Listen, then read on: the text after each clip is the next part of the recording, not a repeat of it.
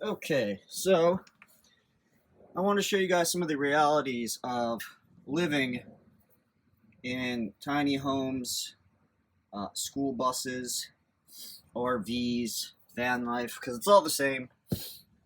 Uh, just kind of as a reference, there is a van lifer that lives 2 spots over from me, and he paid about $150,000 for his van, fully built at the dealership. And within the first month, it was leaking after it rained. Luckily, here we live in San Diego, so it doesn't rain a heck of a lot, but it still does rain. So I had a leaking problem in my RV. It ended up leaking from this corner over here. So I cut out the floorboard because it was rotted. And I didn't have to cut out the whole thing, but I decided to anyways. I cut out the whole thing, replaced it, patched up the wall. Honestly, that patch job is not the best, as you can see. I should have probably sanded it down quite a bit more, but you don't even see it because I have a futon here. I did not finish sealing the wall up though. Why? Because I wanted to make sure the job that I did was good, because it doesn't rain here often in San Diego, right? So a lot of people aren't worried about that kind of stuff, but very shortly here, I am going to be retired early at the age of 39. Follow some of my other videos on my YouTube channel to see exactly how I do that, and you can even follow my blog that's also linked on this YouTube channel. But getting back to the topic here is when I retire in 2024 at the age of 39, I am going to live in this more nomadically. So I'll be going to other states that have more wetter weather, right? So I want to make sure that this thing is sealed off before that ever happens. So it's been good so far. Last night, though, we had a really rough rain. It was really heavy. It lasted all night and quite a bit of the afternoon yesterday up until this morning. So today, I actually had a nice puddle of water here and under the floorboard, and you can see it's still a little wet. Not super concerned about the water on here. One, I sprayed all of this wood here with a waterproofing spray, just like you would have for your deck outside, and it works really well. All the water will bead right off of this. This had a pool of water as well.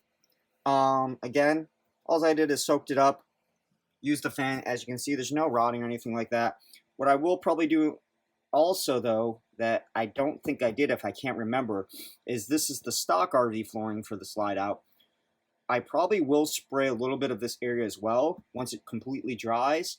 Go buy a can of the same waterproofing for wood that I did on this, just so this is also just an extra layer of protection. And I'll probably spray some in here as well. But you can see I also did paint this just because I wanted to give it another little extra layer of protection. So there was a lot of water here as well, puddle. Feeling in here, it is a little wet on the insulation, right? So easy fix, get the fan out, let it dry. Nothing crazy as of yet, right? Because I left this opened and I'm going to fix the issue. But one thought process is, imagine if I would have closed that. All that water would have been stuck in there and I would have never noticed this. Number two, I want to show you the reality of living in this type of lifestyle because you're going to have things that break, right? Because this can happen in your house too, so don't get me wrong. And it's actually probably harder to figure out in a house because the house is so much bigger. There's so many other spots that it can leak.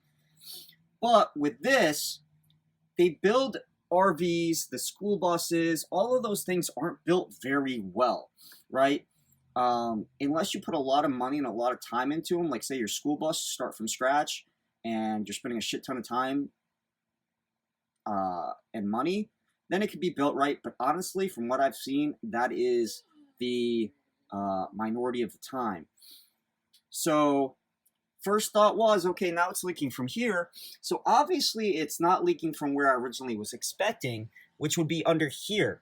So before it was leaking from a lip that goes from under the slide out, the little plastic piece, and it was dipping under, or so I thought, and pulling right there, and then causing this rot out after a couple of years.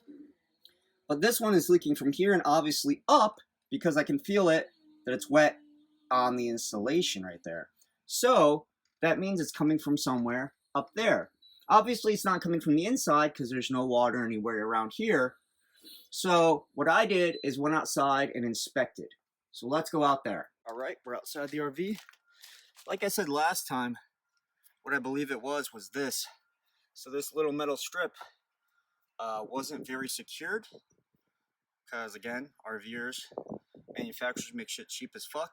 So this black plastic piece was actually sliding down, and there was gaps. There was gaps between that metal and this. So what I did is, well, first off, replaced it, right? Molded it.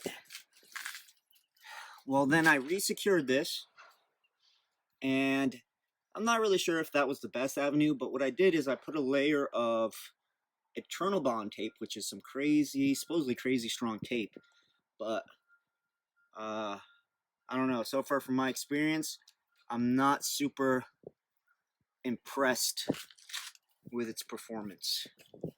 With saying that, I put it back on, Bondo taped over the wood all the way to here, so that way there's an extra layer between this plastic and the wood inside. Mind you, I waterproofed the wood again, and then what I did is on top of that, I screwed this down because it didn't want to lay very well, honestly. And I had to cut it into two pieces to get it back on. Not sure if that was the best avenue of approach.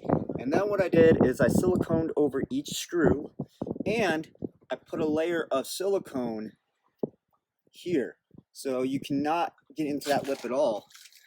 The only one spot I did leave open, which was probably stupid of me now that I think about it, was right here where I connected them. Which all I got to do now is silicone it or use some Dicor, which is self-leveling, almost like a white caulk. It's this that's used on the outside of RVs to weatherproof them. So maybe I'll just use some Dicor because I have some more of that right in here, and it'll self-level. And obviously I put a lot good layers, and I smoothed it out with a credit card in my finger here. The only other thing I haven't done besides that is I want to probably put some Dicor or maybe silicone over these screws just to kind of weatherproof them a little bit better. But okay, enough of that. Let's go on the roof. So I went up here, and right away, as soon as I got up here, there was a little hole in the white Dicor. So there's usually a bunch of Dicor right here. There was a little tiny hole in between these two metal rings. Pretty small. It was about from that edge to there. So super small, but that is enough to allow water to seep through, go down this chute, and even into this chute inside the wall. So what I could have done, the easy route, is just put a little bit more Dicor on top. But instead what I decided to do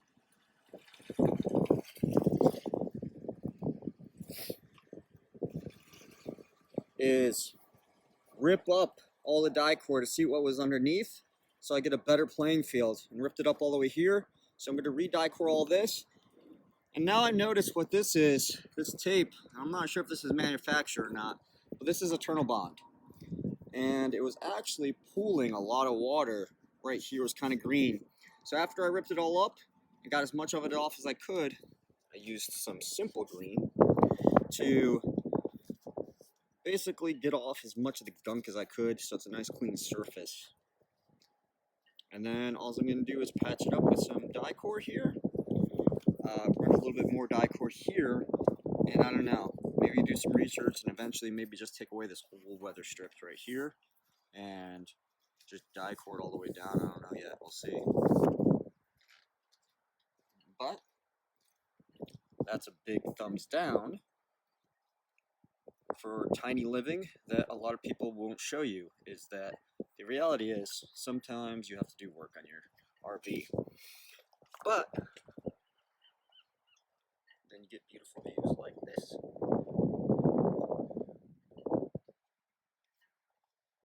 And final product. Now this isn't fully dry just because it hasn't been the best weather. It's pretty cloudy right now, as you can see. Cold. But this will keep the rain out and hopefully it will dry soon.